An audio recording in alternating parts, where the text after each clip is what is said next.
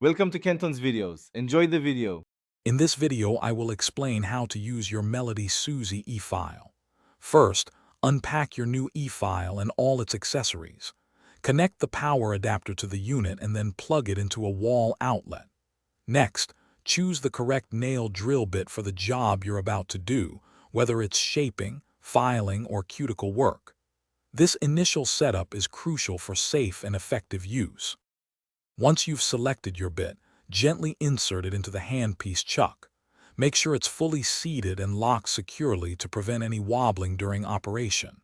Now, locate the power button on your Melodysusie e-file unit and turn it on. You'll typically see an indicator light confirm it's powered up and ready to go. Always double-check the bit's security. With the e-file powered on, it's time to adjust the settings.